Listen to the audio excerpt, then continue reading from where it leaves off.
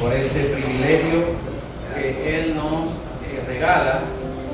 Cuando digo que nos regala, es porque si hoy usted puede respirar, es porque Dios se lo ha permitido hacer. Si hoy usted pudo levantarse y estar aquí en esta mañana, fue porque Dios le permitió hacerlo. Y si hoy usted tiene un corazón que palpita y que late, es porque Dios ha permitido que así sea. Por tanto, debemos de dar gracias a Dios en todo tiempo por lo que Él está haciendo en nuestras vidas y a la misma vez ser agradecidos y responder a Dios en servicio grato, en entrega total y completa de nuestras vidas. Dios no pide menos de ahí. Dios no se conforma con un poquito de tu corazón. Dios lo quiere absolutamente todo. Él lo quiere llenar todo. Él lo quiere cubrir todo. Él lo quiere proteger de todas las cosas. Por eso su palabra dice: Hijo mío, dame hoy tu corazón, porque de él mana la vida. Así que nuestras vidas siempre encomendadas al Señor, entregadas al Señor, creyendo que Él es el que guía todo lo que pasa a nuestro alrededor. Gloria a Dios. En esta mañana vamos a predicar y vamos a seguir una secuencia de la vida de los hijos de Abraham. En este caso vamos a continuar con la vida de uno de los hijos del patriarca Jacob, y estuvimos viendo partes importantes de la vida de Jacob. Hoy vamos a ver partes importantes de la vida de José. Así que saludamos a todos los hermanos que nos visitan, que nos acompañan, algún amigo que está aquí en esta mañana. Le decimos que es bienvenido una vez más y que está en el mejor lugar donde pudiere haber estado. Así que le invito en esta mañana a que abra su Biblia en el libro de Génesis, capítulo 39, versículo 1 al 6. Libro de Génesis, capítulo 39, versículo 1 al 6.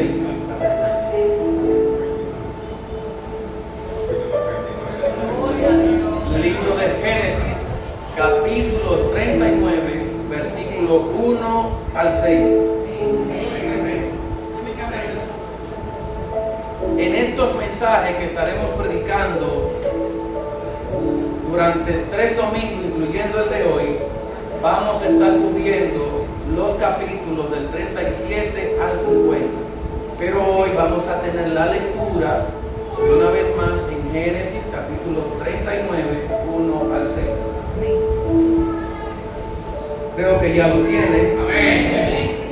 Y la palabra del Señor dice de la siguiente manera: llevado pues José a Egipto, Potifar, oficial de Faraón, capitán de la guardia, varón egipcio, lo compró de los ismaelitas que lo habían llevado allá.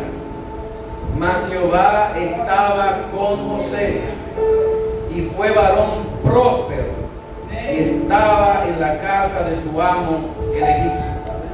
Y vio su amo que Jehová estaba con él, y que todo lo que él hacía, Jehová lo hacía prosperar en su mano. Hacía yo José gracia en sus ojos, y le servía. Y él le hizo mayordomo de su casa, y entró en su poder, y entregó en su poder todo lo que tenía. Y aconteció que desde cuando le dio el cargo de su casa y de todo lo que tenía, Jehová bendijo la casa del egipcio a causa de José. Y la bendición de Jehová estaba sobre todo lo que tenía, así en casa como en el campo. Y dejó todo lo que tenía en mano de José, y con él no se preocupaba de su casa alguna, de cosa alguna, sino del pan que comía. Y era José de hermoso semblante y bella presencia. Padre, por tu palabra damos gracias. Te pedimos, Señor, que podamos hablar de ella con toda autoridad, con todo denuedo, pero también que podamos atesorarla y ponerla en práctica en nuestros corazones. Permíteme, Señor, dirigirme a todos mis hermanos en tu palabra y no en las mías. Que nuestros corazones estén abiertos para atender a los estatutos, a los dichos, a los mandatos de tu palabra, al beneficio que tenemos cuando nosotros somos no solamente oidores, sino hacedores de la misma. Padre, en el nombre de Jesús, gracias. Amén. Vamos a hablar con el tema José, el hombre que permaneció fiel en la adversidad. José, el hombre que permaneció fiel en la adversidad. Después de nosotros haber recorrido la vida de José, de Jacob, y el relato bíblico que encierra todo lo que él hizo, ahora nos dirigimos a la vida de José. Prestaremos nuestra atención al desarrollo de la vida de José. Esto no es un cambio de personaje, sino de la continuación del desarrollo del pacto que Dios hizo con Abraham, con Isaac y con Jacob. La historia de José constituye la culminación del libro de Génesis. Génesis abarca una tercera parte solo dedicada a la vida de José, tomando en cuenta los capítulos 37 al 50, donde todo lo que se habla allí está envuelto a la vida de José. Esto demuestra la importancia que el Espíritu Santo quiso darle a la vida de José para que nosotros hoy también aprendamos de todo lo que allí aconteció. A primera vista, José parece ser simplemente una historia de un joven traicionado por sus hermanos y que después fue vendido por sus hermanos y que ha pasado muchas dificultades y llega después de todo ello a convertirse en el segundo hombre más poderoso del imperio de la época de la vida de José, es a saber, el imperio egipcio.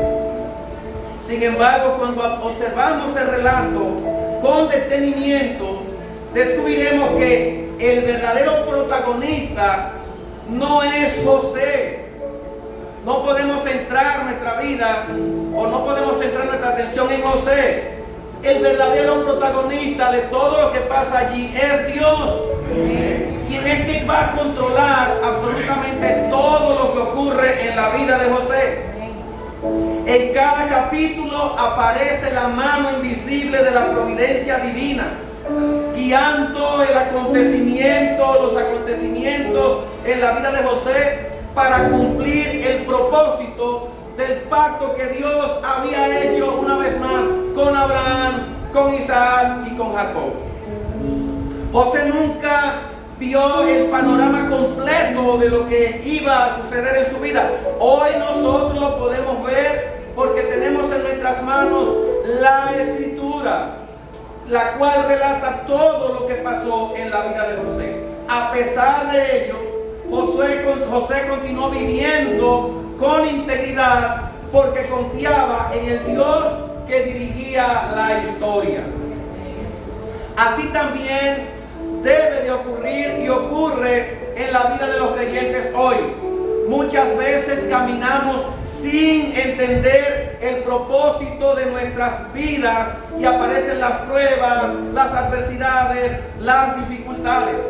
Pero la Escritura nos recuerda que Dios nunca, escuche bien, Dios nunca pierde el control en la historia de sus hijos. Nunca lo ha perdido. Ya lo dijo el pastor y teólogo R.C. Sproul cuando dijo: no existe una sola molécula del universo que esté fuera del control de Dios. No hay nada que pueda pasar desapercibido del control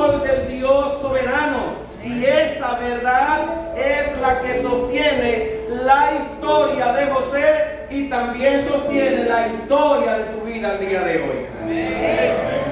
Veamos entonces en ese sentido todo lo que tiene que ver con la vida de José y su fidelidad firme ante la adversidad. Lo primero que vamos a ver es el odio de sus hermanos y la soberanía de Dios. El odio de sus hermanos y la soberanía de Dios. Esto lo vamos a encontrar en el capítulo 37 de Génesis. Relata todo este proceso en el que vive José. Recordemos que José era el hijo favorito de Jacob. No debe de haber hijos favoritos en la familia. No voy a entrar en eso, pero lo traigo a colación. Los hijos todos deben de ser tratados de igual manera. No debe de haber favoritismo. José tenía apenas 17 años cuando comenzó una de las etapas más difíciles de su vida. El amor especial que Jacob le tenía despertó la envidia en sus otros 11 hermanos. Y los sueños que Dios le había dado aumentaron aún más ese resentimiento en la vida de sus hermanos. José fue muy atrevido, le contó sus sueños. Yo soñé que estaba en el campo y había 12 manojos que se arrodillaban a mis pies y ellos me servían, ellos me honraban. Esto no le gustó a sus hermanos porque estaban diciéndole que ellos iban a someterse a él cuando él era quien debía de someterse a sus hermanos. Otra vez soñó un sueño en donde 2 estrellas estaban alrededor de él y él en el centro, y esto indignaba a sus hermanos. Aparte de que su papá, Jacob, había hecho una túnica de colores bellísima y hermosa que no era para él, sino para su hijo mayor. Pero Jacob mostró un amor mayor por encima de todos sus hermanos. Finalmente, a José, ese resentimiento que tienen sus hermanos lo llevan a venderlo como esclavo previamente de haberlo metido en una cisterna. Y lo vendieron como esclavo y lo llevaron rumbo a Egipto.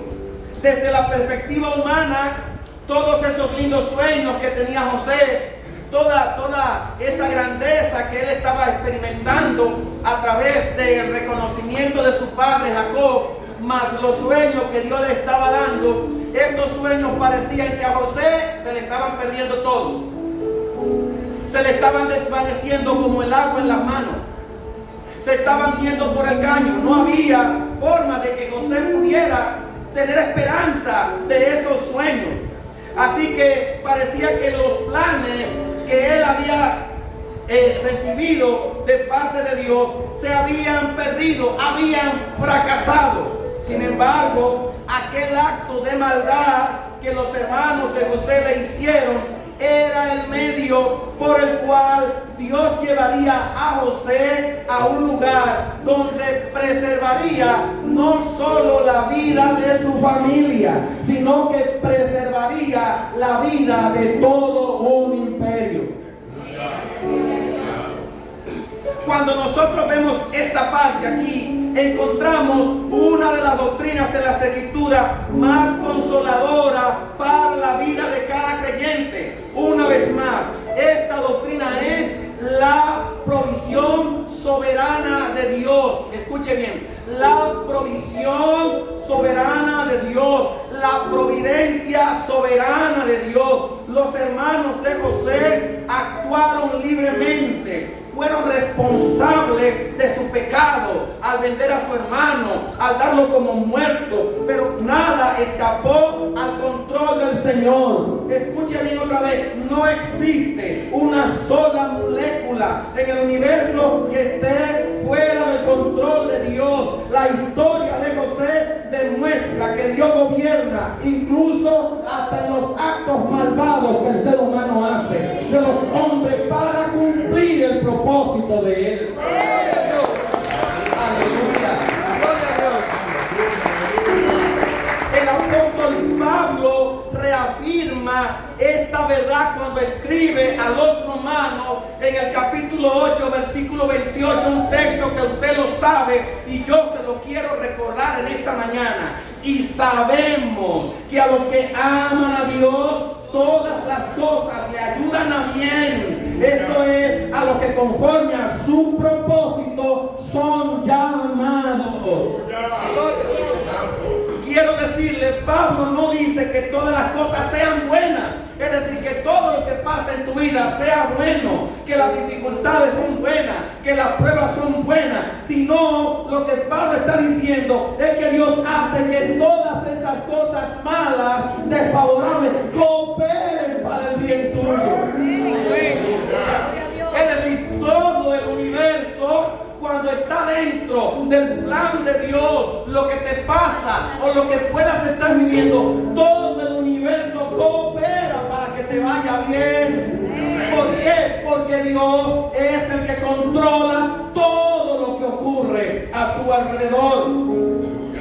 Asimismo, el profeta Isaías declara la absoluta soberanía de Dios cuando dice en Isaías 46, 9 al 10: acordaos de las cosas pasadas desde los tiempos antiguos, porque yo soy Dios y no hay otro Dios fuera de mí. Mi consejo permanecerá y haré todo lo que yo quiero. Dios hará todo lo que Él quiere hacer y no megalaganariamente. Siempre será en función de sus propósitos y el beneficio de aquellos que están dentro de Él. Lo que ocurrió con José no fue un accidente, no fue algo al azar. Hermano, el que le pasara lo que le pasó a José estaba en el plan de Dios, hermano. No fue que los hermanos un día se levantaron y dijeron: no queremos saber de José. No, Dios permitió que todo eso pasara porque había un propósito mayor.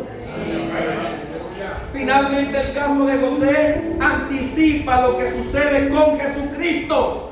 Así como los hermanos de José fueron responsables de venderlo, pero Dios utilizó ese pecado para salvar a muchos. Así también la muerte de Jesucristo ocurrió conforme al plan soberano del Padre. Por eso Pedro declara en Hechos capítulo 2, versículo 23 y dice: a este, es decir, a Jesús, entregado por el determinado consejo y anticipado conocimiento de Dios, prendisteis y matasteis por manos de inicuos, crucificándole. Hermanos, en el plan de redención, Dios fue el que dejó que todas las cosas sucedieran así y preparó el escenario para que Cristo fuera apresado y crucificado. Recordemos que cuando Jesús está siendo enjuiciado delante de Pilato, Jesús le dice: ¿usted cree que yo estoy aquí porque ustedes son los que me tienen preso? ¿Ustedes creen que fueron ustedes que me apresaron? Pues permítame decirles que yo no estoy aquí por ustedes. Yo estoy aquí porque mi Padre así lo ha determinado. Porque si yo quisiera, ahora mismo pediría millones de ángeles que pelearan a favor mío y ustedes no lo pueden detener. Es que cuando las cosas caminan, transitan, se mueven en el plan de Dios, no hay nada que el hombre ni el diablo pueda hacer para interrumpirlos.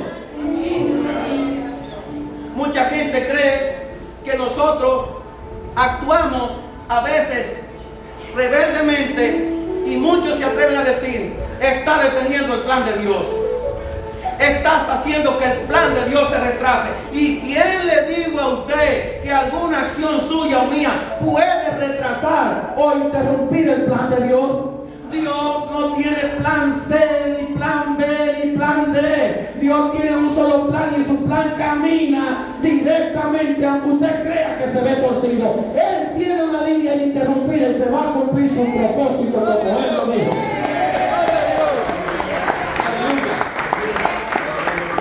La historia de José nos enseña que aunque muchas veces no comprendemos el camino por el que Dios nos conduce, podemos descansar en que Él sigue gobernando soberanamente en nuestras vidas. Lo que hoy parece una derrota puede ser el instrumento que Dios está usando para cumplir el propósito mayor. Aleluya. No llores ante las derrotas que tiene hoy. Levántate y sigue caminando y cree que Dios está en control. Cree que Dios lo está organizando todo. Si es que caminas en la voluntad de Dios. Porque si no caminas en la voluntad de Dios, no es el propósito de Dios. Eres tú que te estás desviando fuera de su voluntad. Número 2. La fidelidad de José en la casa de Potifar, donde leímos en Génesis 39, 1 al 6, después de ver todo lo que los hermanos de José le han hecho, José llegó a Egipto como esclavo y fue comprado por un hombre rico, capitán de la guardia de Egipto y poderoso en aquel lugar. Potifar. Humanamente todo parecía indicar que los sueños que Dios le había dado habían terminado una vez más. Hermanos, yo no sé si usted se ha dado cuenta que hay personas que están en el propósito de Dios, que van de Guatemala a Guatepeor. Y todo el que lo ve, incluyendo el que está metido en el problema, dice: ya yo le damos algo. Yo estoy como los delincuentes que cuando no estoy preso me andan buscando. Así aparecen muchas personas que están viviendo el proceso, que están viviendo el propósito de Dios. Y creemos como José que todo ha terminado. Sin embargo, Génesis introduce la frase, escucha bien, la frase que explica toda la historia de José y se repetirá una vez más y lo veremos más adelante. Génesis 39, 2 dice: mas Jehová estaba con José. ¿No le parece contradictorio o paradójico que a pesar de que Dios está con José, a José en vez de irle más bien le va peor? Sin embargo, el texto dice que Dios estaba con José. La presencia de Dios no lo libró de la esclavitud, pero sí lo sostuvo y lo hizo prosperar en medio de ella. Amén. Gloria a Dios. Aleluya. Potifar mismo tuvo que reconocer que había algo diferente en la vida de José. Preguntamos ahora: ¿están nuestros jefes donde trabajamos o laboramos reconociendo que hay algo diferente en nosotros que no hay en los demás empleados cuando nosotros somos creyentes? Podemos dar a conocer en medio de quienes nos rodean que no son creyentes que realmente nosotros lo somos. Parece ser que eso es posible porque Potifar, un hombre pagano, se dio cuenta de ello. José no permitió que la adversidad y la amargura o las circunstancias determinaran su actitud. Aunque era esclavo, trabajó con excelencia, trabajó con honradez, porque entendía que por encima de servir a un hombre, él estaba sirviendo a Dios.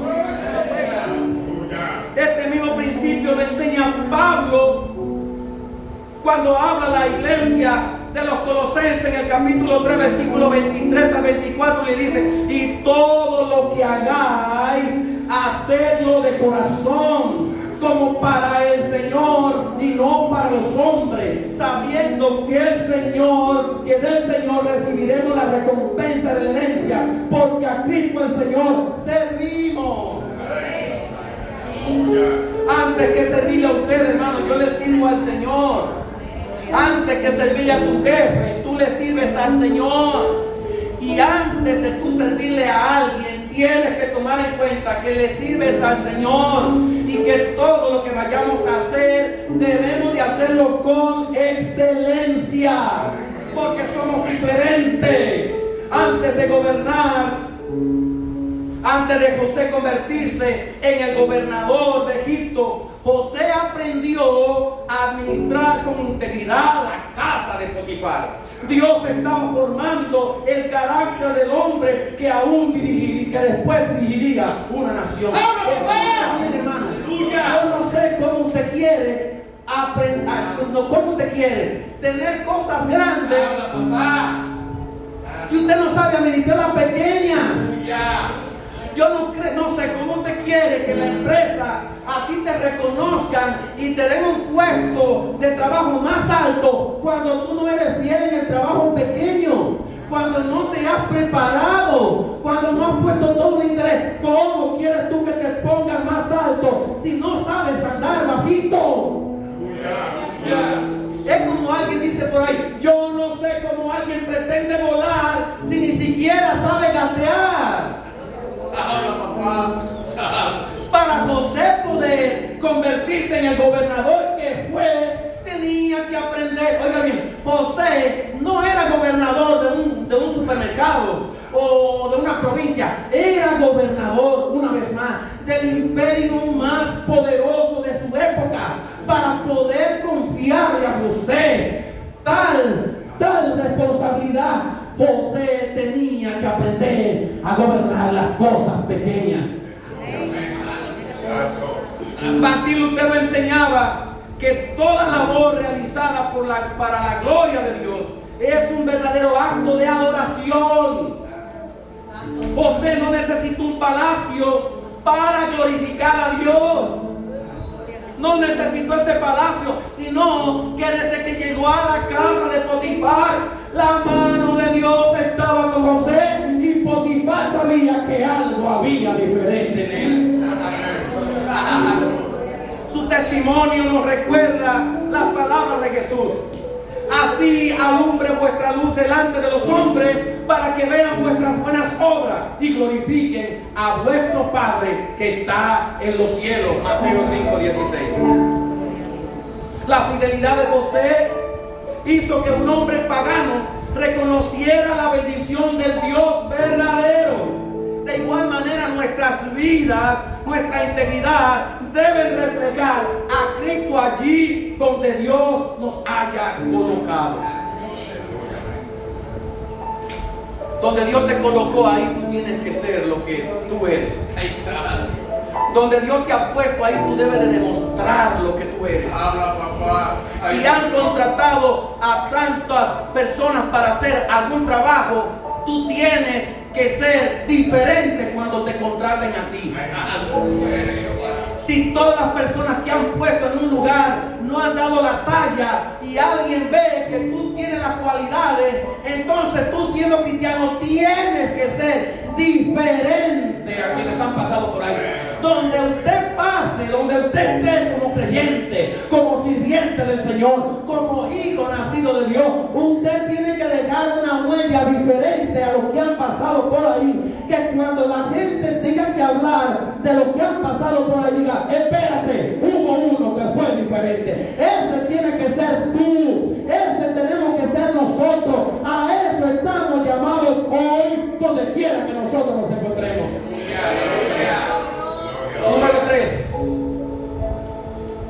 La victoria de José sobre la tentación.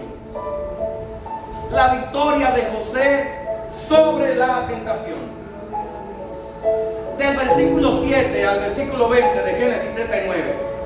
Después de demostrar su fidelidad en el servicio en la casa de Potifar, donde Potifar le dijo: a este muchacho yo tengo que dejarle todo lo que tengo. Le dice Potifar a José: todo lo que hay en mi casa, haz con ello lo que tú quieras.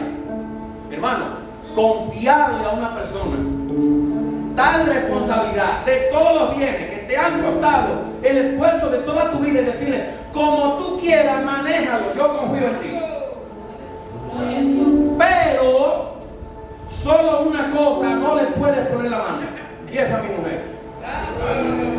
Después, como tú hagas lo que tú hagas, bien hecho. Es más, José hizo quizás cosas malas que no están, se equivocó, porque José no era perfecto, se equivocó en muchas cosas, y parece ser que a Potifar esas equivocaciones no le molestaron porque sabía que había tenido más beneficio con los aciertos de José que con sus equivocaciones. Así que se encuentra José ahora en una situación difícil. Recuerde que donde hemos leído el versículo 6 de Génesis 39 dice bien claro que José era un tipo bello, hermoso y elegante. Ay, ay, ay, ay, ay, ay. Era un tipo Brad Pitt. Era bello y aparte de ello le adornaba la flor de la juventud. Por lo que la esposa de Potifar lo acosaba insistentemente.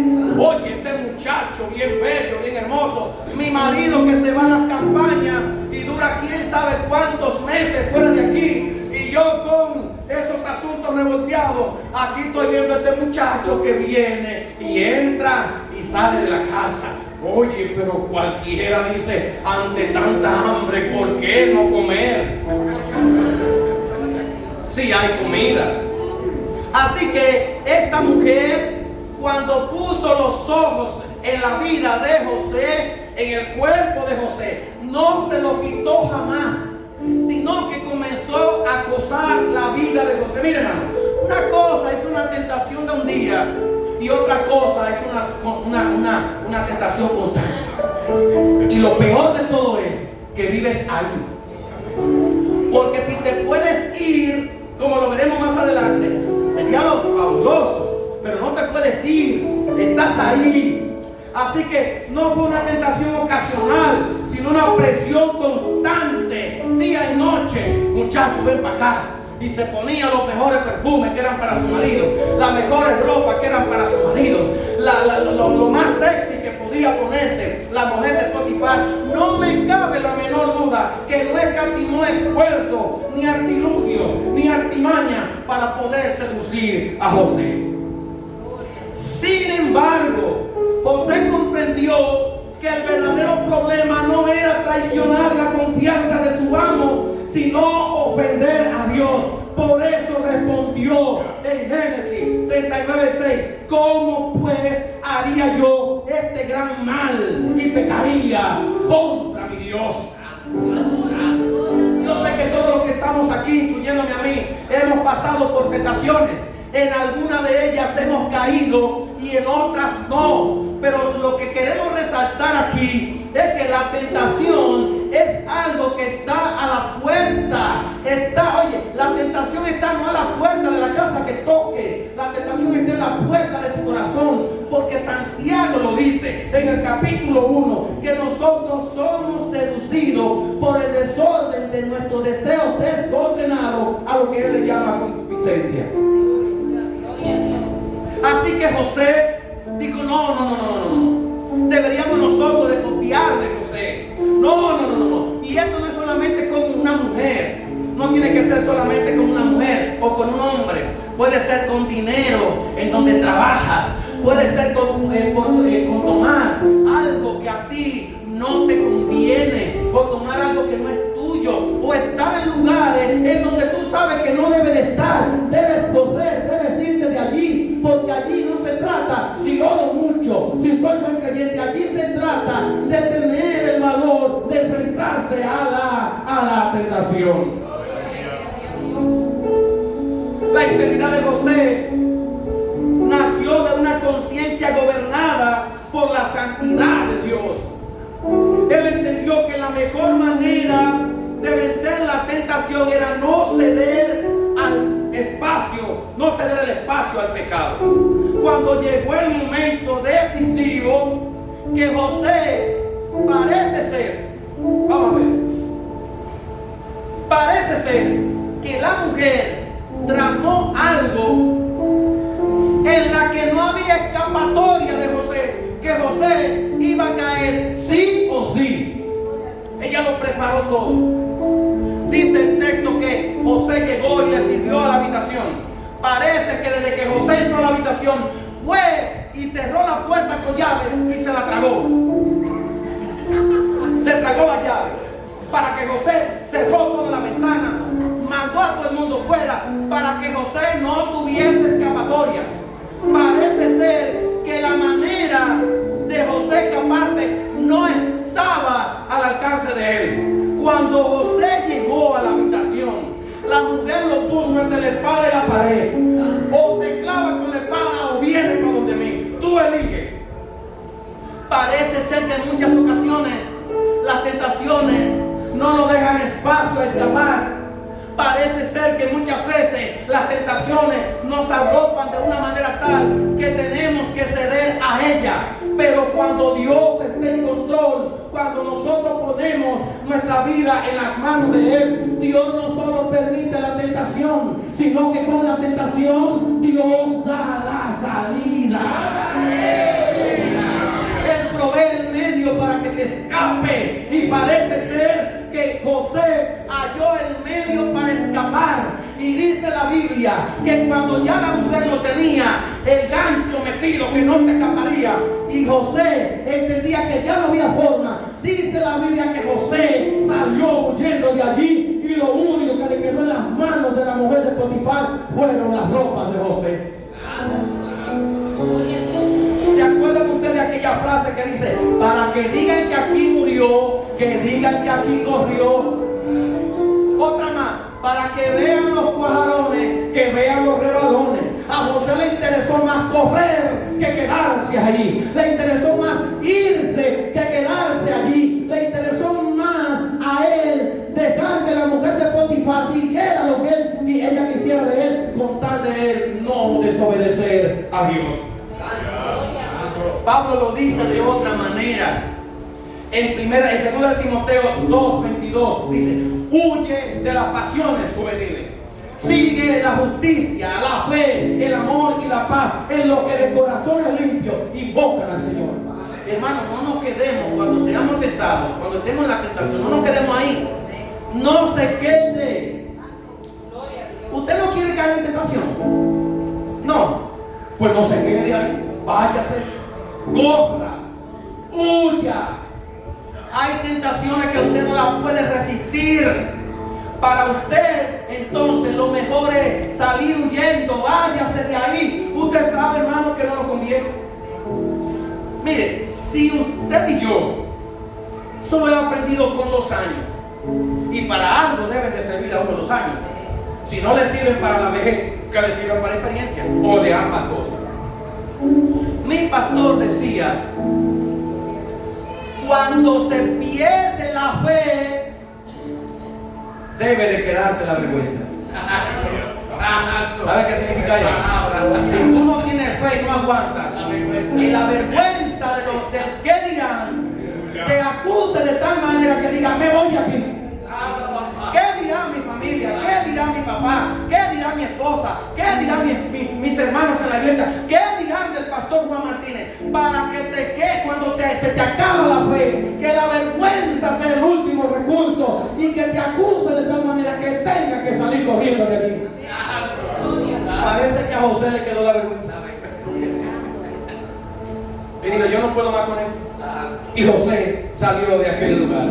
Aunque su obediencia lo llevó injustamente a la cárcel, una vez más, parece que José va de mal en peor. Hermano, se encuentra un hombre que está bien. Es jefe de una casa, de finca, de esclavo. Todo le va bien. Y de un momento a otro, cuando él cree que ya va bien, aquí viene el diablo a meter la cuchara. Aquí viene el diablo a dañar el sancocho echándole pelos. Aquí viene el diablo echándole más sal, salarlo para que nadie se lo pueda comer. Así que José ahora, después de estar bien, habiéndose escapado de la esclavitud, habiéndose escapado de la muerte, ahora es acusado por la mujer de su jefe. Y esta obediencia, obedecerle a Dios, le costó ser llevado otra vez a la cárcel. En un momento los apóstoles le dijeron: mira, si ustedes no dejan de hablar de Jesús, lo vamos a azotar otra vez y lo vamos a meter preso. ¿Y sabe qué dijeron ellos? Pues mire que no. Es mejor obedecer a Dios antes que a los hombres. Es mejor obedecer a Dios antes apetitos y deseos carnales, cualquiera que sean. José no discutió con la tentación. José no procuró resistirla por su propia fuerza, simplemente huyó. En ello encontró la salida que Dios promete a sus hijos.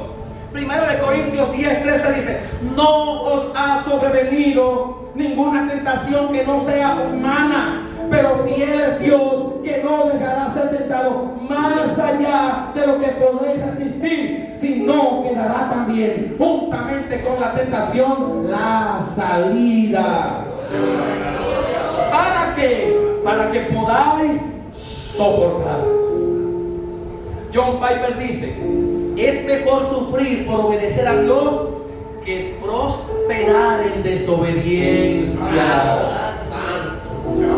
Una vez más, es mejor sufrir por obedecer a Dios que prosperar en desobediencia.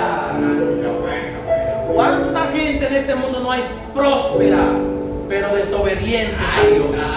Y una vez más ahí, ¿de qué le vale a esa persona ganar todos los bienes de este mundo si al final pierde su alma? La obediencia puede tener un costo temporal. Escuche bien, la obediencia puede tener un costo temporal, pero siempre produce una recompensa eterna. Por eso Santiago anima a los creyentes diciendo: bienaventurado el varón que soporta la tentación, porque cuando haya acabado la prueba, recibirá la corona de vida que Dios ha preparado a los que les aman. Santiago 1:12. Número 4. Dios estaba con José aun cuando José llega a la prisión. Nótese, Dios está con José cuando es vendido a los amalecitas como esclavo. Dios permite que sea Potifar quien lo compre. Luego de ser comprado por Potifar, llega allí a la casa de Potifar, lo dirige todo, es el mayordomo, es el que sabe todo, es la segunda mano en la casa. Y Dios estaba con José. Ahora José es llevado preso por una calumnia, por una infamia que también Dios había controlado. Quiero poner esto rapidito. La Biblia dice que cuando de nosotros hablan alguna cosa que sea mentira, que nos alegremos y nos gocemos. Cuando a ti alguien te acusa de algo que tú estás haciendo, lo primero que tú y yo debemos de hacer es lo siguiente. Lo primero es hacer un análisis en nuestra vida, a ver si esas acusaciones encuentran respaldo en nuestra vida por las acciones o las obras o los hechos que nosotros hacemos. Eso es lo primero. Lo segundo, si no tienen sustento en nuestras vidas, ¿saben lo que dice la Biblia? Debemos de hacer: alegrarnos y gozarnos. Yo no sé si ustedes han escuchado en las redes sociales desde la semana pasada, y me imagino que mañana continuará. ¿Quién ha escuchado, ha oído el reportaje de Nuria Piera de la semana pasada? Los que andan en las redes y ven noticias saben de eso. Creo que la mayoría no lo sabe porque andan en TikTolandia, en Instagramlandia y otra cosa de esa rara por ahí, pero no ven eso. Ok. A estas dos personas se les ha hecho un reportaje, y uno de ellos, y es público, lo voy a decir. El reportaje de la semana pasada fue específicamente sobre Marcos Yaroide, la esposa de Marcos Yaroide, y de la pastora Yesenia Ten. Me gustó mucho la respuesta de Yesenia Ten, porque la respuesta de Yesenia Ten no fue a defenderse, sino a hablar con respecto a el propósito que ella entendía que tenía delante de Dios. Es perfecto, eso está bien. Esa es la respuesta que se debe dar. Sin embargo, la otra parte, que fue la más señalada, dicho sea de paso, lo que hicieron fue subir un video a las redes sociales cantando una canción no cristiana y diciendo: tú puedes hablar lo que quieras de mí porque yo no tengo tiempo para ti. Si usted no está haciendo nada de lo que, por lo que a usted lo están acusando, ¿qué es lo que la Biblia dice que debemos de hacer? Alegarnos y alegarnos. Hay una palabra que hace mucho yo no utilizo y la voy a decir ahora, otra vez. Hermanos, a palabra de mosquito, oídos de vaigón. ¿Qué es lo que hace el vaigón con el mosquito? Lo mata. Así que si el mosquito viene a tu oído, ponle un oído de vaigón y mátalo. Pero cuando tú sales a defenderte, algo entonces está diciéndole al otro que estás haciendo. Y yo no estoy diciendo que ante algunas cosas usted se quede callado. No, hermano. Si lo que están diciendo es verdad, hermano, corrígelo. En el caso de José, José no se defendió. No hay un solo versículo que muestre Génesis que diga que José se defendió. ¿Pudo haberse José defendido? Es posible que sí, pero la Biblia no lo registra. Así que ahora nos encontramos ante una calumnia que se le ha dado a José, una calumnia de peso por la que él está siendo encarcelado y es llevado a la cárcel. Parece ser que la Biblia no registra que José se quejó. ¿Se habrá quejado José? Sí, hermano, como humano pudo haberse quejado. Ahora, lo que yo sé es que José no se lamentó. José no se lamentó. ¿Por qué? Porque Dios estaba trabajando en el corazón de José. Hermano, cuando usted y yo sabemos que estamos en el propósito de Dios y que esas pruebas nos apuñalan cual cuchillo afilado el corazón, nosotros en vez de llorar y de lamentarnos, lo que alcanzamos a decir es: gracias, Señor, porque yo sé que tienes un propósito mayor. Yo sé que algo tú vas a sacar de esto. Recuerde lo que dice el otro refrán: no hay mal que dure 100 años, ni cuerpo que lo resista, porque o se muere la persona o se acaba el mal. Cuando José llega a la prisión, a la cárcel allí, otra vez el texto declara en el versículo 21 del capítulo 39: pero Jehová estaba con José. Hermano, Jehová no solo está con nosotros, Él nos hace sentir que está con nosotros. Se mueve nuestro corazón, se mueve nuestro ser, le habla nuestra vida, nos deja ver que realmente no estamos solos, aunque no veamos a nadie a nuestro alrededor. Es que si Jehová está con su iglesia, Él estará con su iglesia. Aleluya. ¿Y por qué vemos que Jehová estaba con José? Porque cuando José llega, en vez de ser tratado como un preso más, a José lo encargan de la cárcel. A José lo ponen a administrar la cárcel. Es decir, que todo lo que se moviera en la cárcel, José tenía que saber lo que pasaba. Cada preso que entraba en la cárcel, me parece ver a José diciéndole: no te preocupes, tranquilo, acomódemelo allí. Mire, usted no va a ir, el que va a ir es él. Usted no le quite eso a él, eso es de él. Usted no se coma la comida de él, eso es de él. Aquí no hay probó, aquí no hay nadie que mande más que nadie. Yo soy el que sé después del jefe de la cárcel. Porque la presencia de Dios no dependía, escuche bien, la presencia de Dios no dependía ni depende de circunstancias. ¿Por qué? Porque hay creyentes que dicen: Dios está conmigo, Dios no me ha dejado, siento a a Dios, sí, porque tiene la despensa llena, porque tiene 3 pesos en el banco, porque tiene su vehículo, porque tiene su casa. Dios está con él. Ay, el que no tiene nada, Dios no está con él entonces.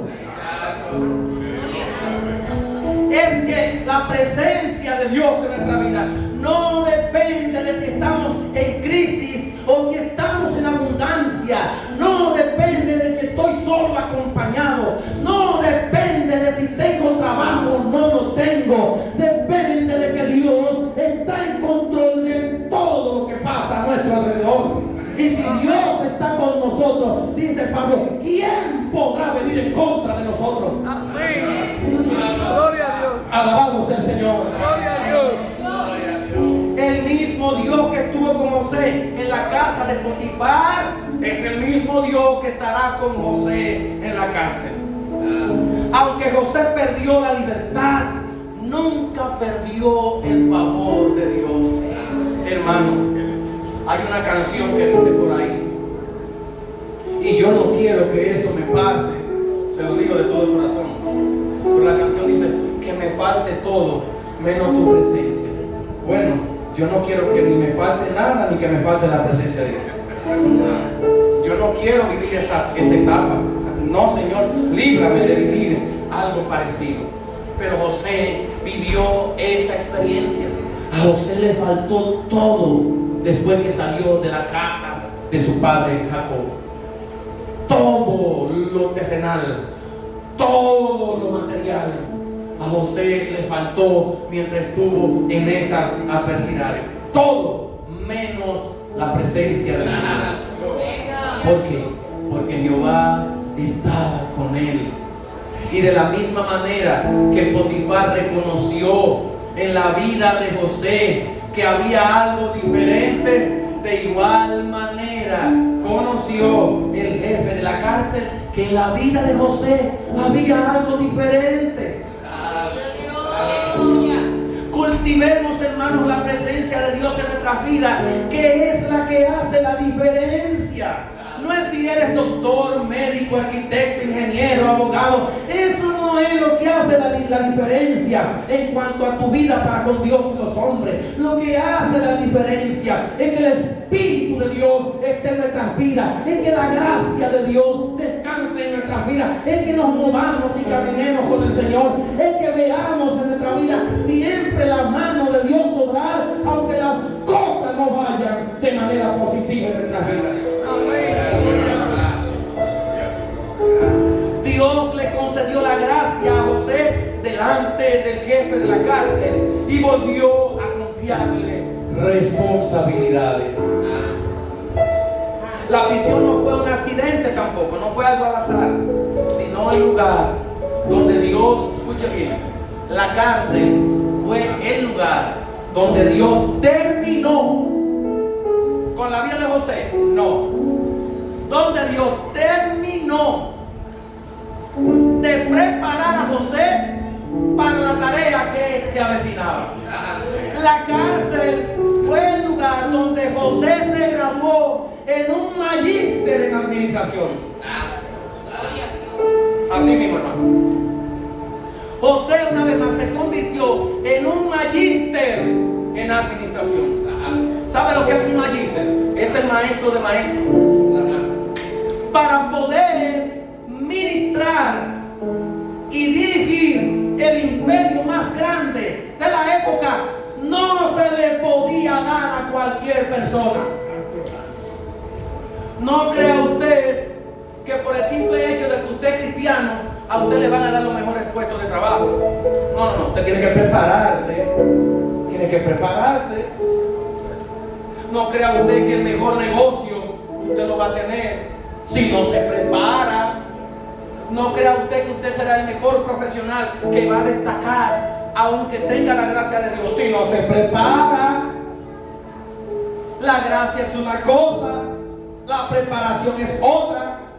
José desde que nació tenía la gracia y eso es indudable e indiscutible, pero le faltaba la preparación. Aquí meto esta cosita. Hay muchos que quieren ser pastores, sí, pero no se preparan. Y hay otros que se preparan, pero no tienen la gracia. Y que las dos cosas son siameses, mellizas, gemelas. Tienen que estar juntas. Gracia y preparación tienen que ir de la mano. Dios al que llama lo prepara. Y lo prepara en todos los órdenes. Lo manda a estudiar, lo manda a prepararse, lo pasa por el visor, lo pasa por el cedazo para que salga lo más pulcro y más idóneo posible. José fue esta persona hasta que José no pasó los niveles de la universidad de Dios, no pudo llegar a ser lo que fue.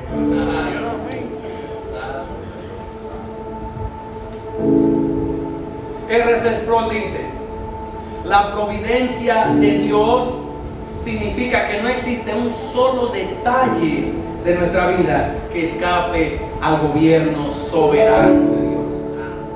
Lo que parecía un retraso era en realidad parte del plan perfecto de Dios. El salmista David interpreta esta etapa de la vida de José diciendo en el Salmo 105 del 17 al 19: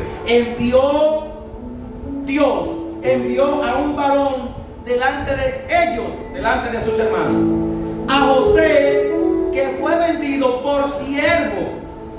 Afligieron sus pies con grillos. Dice claramente que lo esclavizaron. Lo metieron en la cárcel hasta la hora que se cumplió su palabra. ¿La palabra de quién? La palabra de Dios. Y el dicho de Jehová se probó. ¿Qué fue lo que Dios dijo? Que iba a hacer que José fuera una persona grande. Que José iba a ser un hombre de gran importancia, en donde hasta sus hermanos tenían que arrodillarse a él, incluyendo hasta su padre Jacob. Exactamente como Dios lo dijo, así mismo se cumplió. Amén. Y aunque eso lo vamos a ver más adelante, todos tuvieron que ir a arrodillarse delante de José y reconocer que él era el más grande entre ellos, porque si Dios lo dijo, así tenía que suceder. Gloria a Dios. Dios utilizó el sufrimiento para formar el carácter de un siervo. El apóstol Pablo enseña lo mismo, principios, cuando afirma en Romanos capítulo 5 versículos 3 al 5, cuando dice: y no solo esto, sino que también nos gloriamos en las tribulaciones, sabiendo que las tribulaciones producen paciencia, y la paciencia prueba, y la prueba nos produce a nosotros esperanza. Las pruebas nunca son inútiles. En las manos de Dios son buenas, producen madurez, fortalecen nuestra esperanza y finalmente producen la certeza de que como Dios estuvo con José, también estará con nosotros, y sigue en esa promesa a cada uno de los creyentes. Hebreos 13:5 dice: sean vuestras costumbres sin avaricia. Ay, esto no le gusta mucho, pero es así. Sean vuestras costumbres sin avaricia, contentos con lo que tenéis ahora, porque Él dijo: no te dejaré y no te desampararé. Hermano, no abrace más de lo que puede abrazar.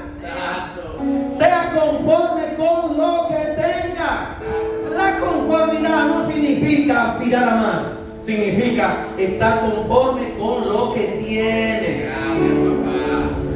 Si estás en una situación hoy, Dios no te dice quédate así, no. La conformidad no es quédate así. Es que no te preocupes de tal manera que quieras tenerlo todo cuando ni siquiera puedes tener lo que ya tienes. Hay personas que se preocupan por lo que no tienen y descuidan lo que tienen.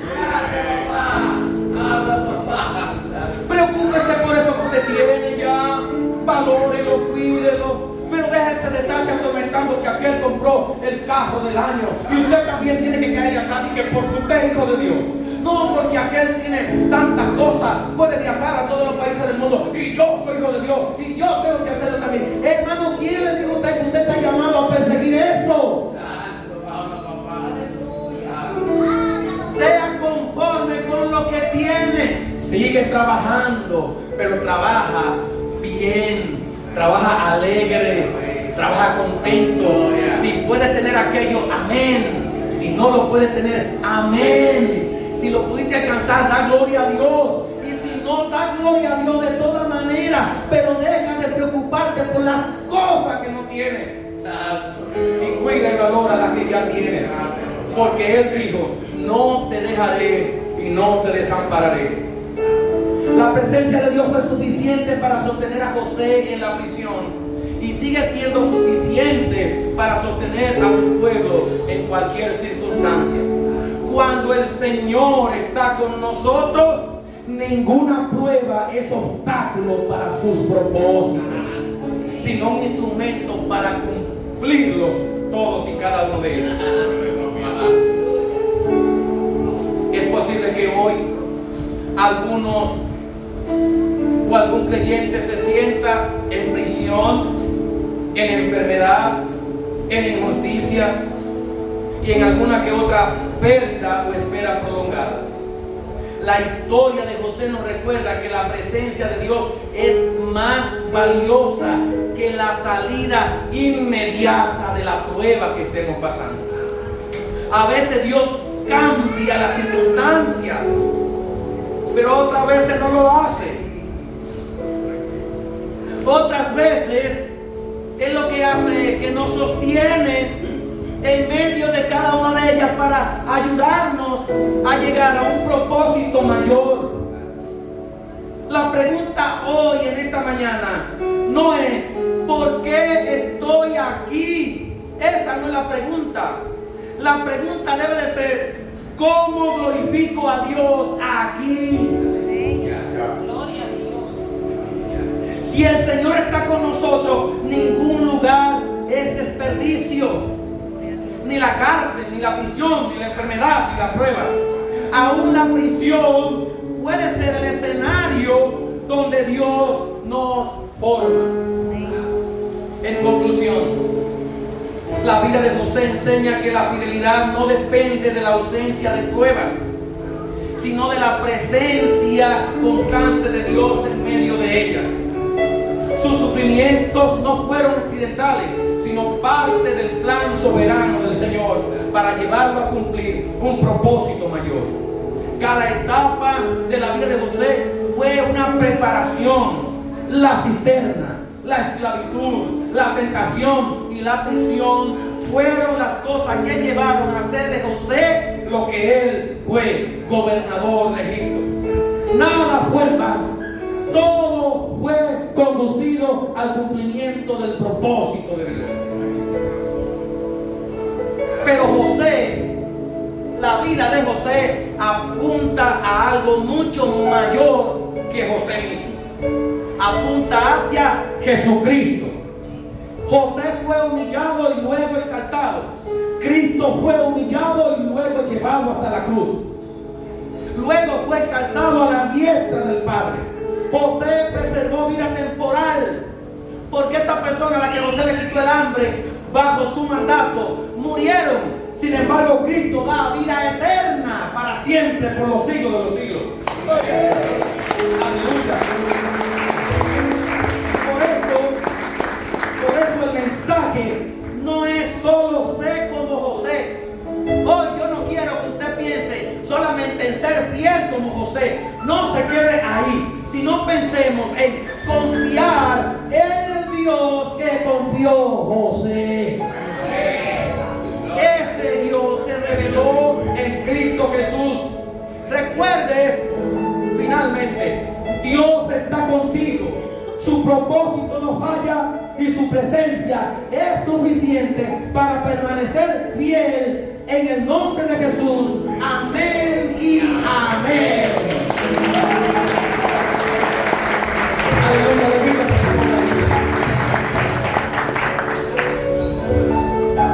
Aleluya.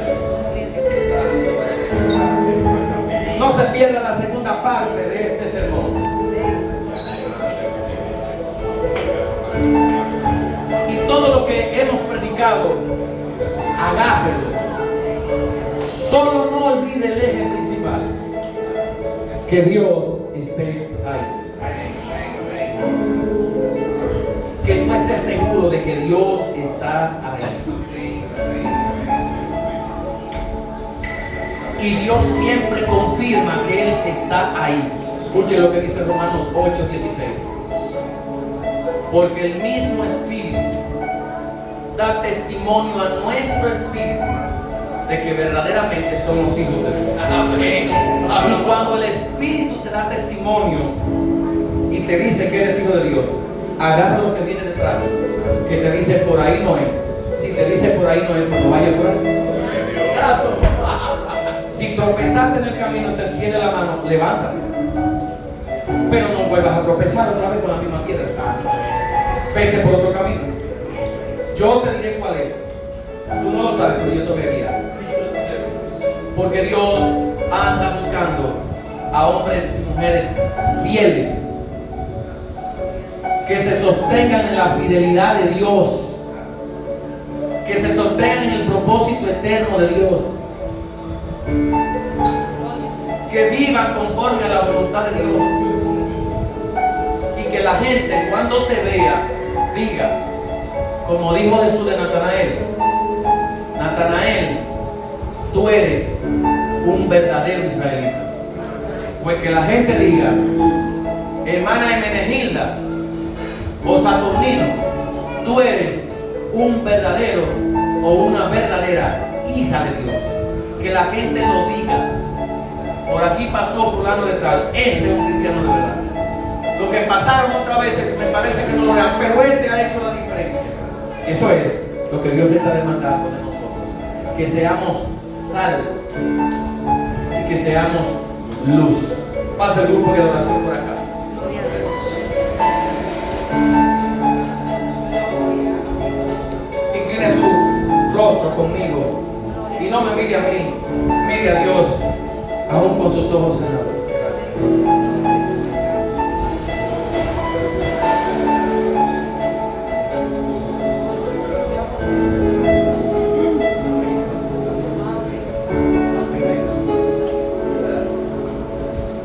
Señor, en el nombre de Jesús, aquí estamos, Señor, en esta mañana. Tú conoces, Señor, nuestros corazones, los corazones de todos los hermanos que están aquí en esta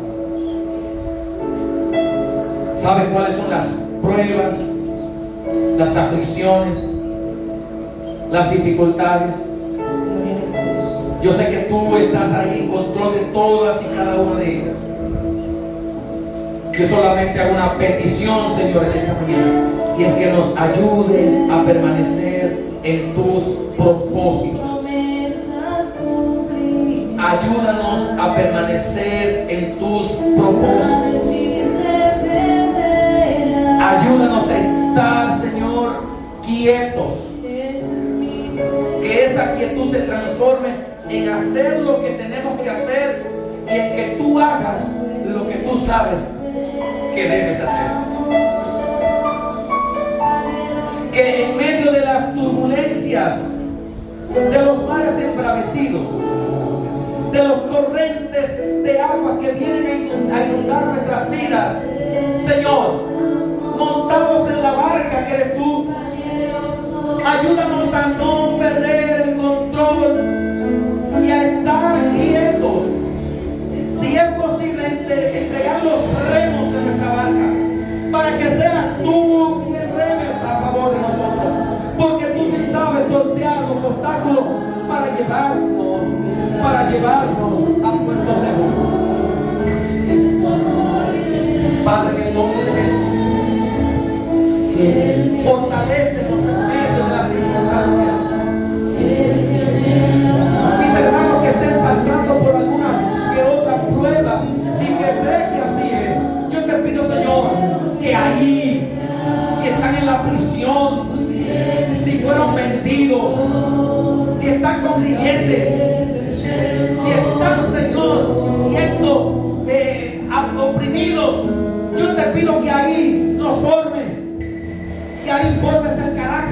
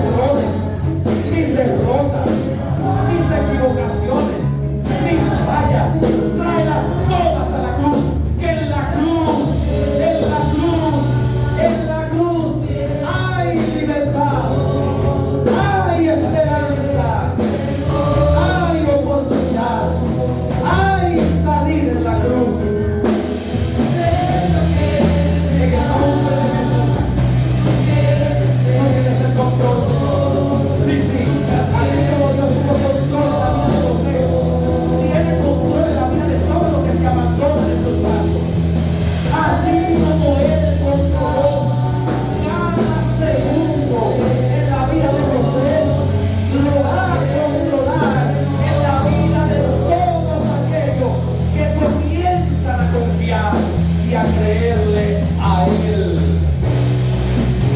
Porque si algo tiene Dios, es que Dios no falla, Dios no se equivoca, Él no yerra, Él no está haciendo cálculo tras cálculo, Él ya lo hizo. Y cuando calculó también que no hay un solo error en su ecuación. No hay un solo error en su suma. No hay un solo error en su multiplicación. Todo lo que Él hizo, lo hizo como Él quiso y lo hizo bien. Él da seguridad de lo que viene. Del futuro usted no sabe nada. Usted no sabe nada de lo que va a pasar mañana, pero Él sí lo sabe. Y ya Él calculó hace rato lo que va a pasar mañana. Y cómo no abandonarnos, cómo no descansar, cómo no estar quieto en alguien que conoce el pasado, perdón, el presente y el futuro, tanto así que no lo toma por sorpresa. Padre, gracias. Gracias, Señor. Aquí está esta iglesia, Señor. En tus manos está segura. En tus manos hay seguridad. Por lo tanto, Señor, yo como ministro tuyo oro delante de ti, pidiéndote, Señor, que todas las vidas que están aquí encuentren siempre en ti seguridad y que tu gracia pose sobre sus vidas y que el favor tuyo, Señor, esté en ellos, pero que a la misma vez ellos estén dispuestos a sacrificar todo lo que tienen con tal de obedecerte a ti, de servirte a ti y de honrarte a ti. Y cuando hacemos esto, tu palabra dice que Dios honra a los que les honra. Gracias, Señor. Sana, salva y liberta como solo tú lo sabes hacer. En el nombre de Jesús. Amén.